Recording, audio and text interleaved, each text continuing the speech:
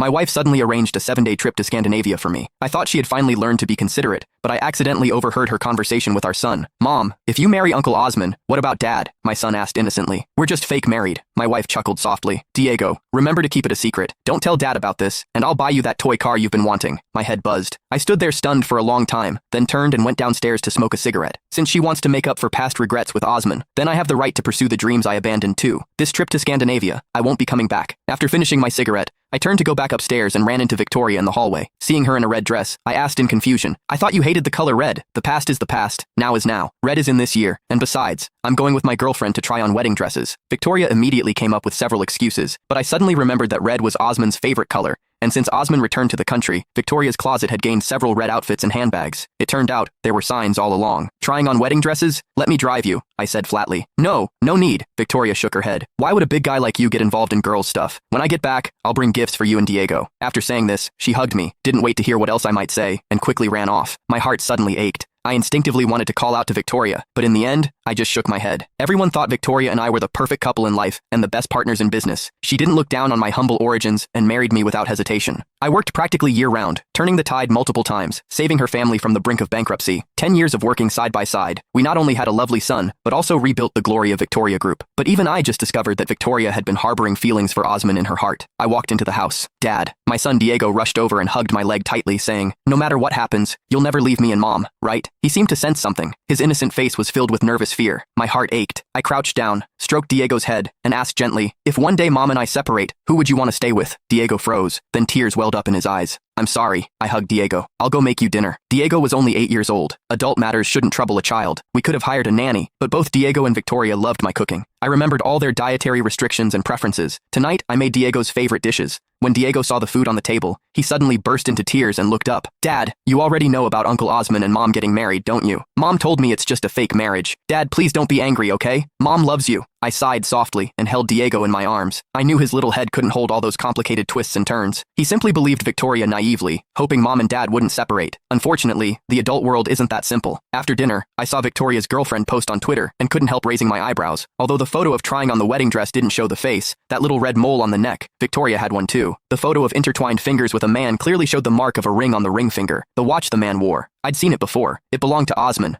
The caption read, "The moon I missed will always come back to illuminate me once more." That phrase seemed familiar. I rushed into the study and moved Victoria's computer. Underneath was a notebook. The moment I opened it, that exact phrase jumped out at me. All signs indicated this account wasn't some girlfriend's, but Victoria's own. Scandinavian trip. The fictional girlfriend's wedding and Twitter account. Victoria, to deceive me for Osmond's sake. You could come up with such absurd tricks. I muttered to myself and picked up my phone to send a message.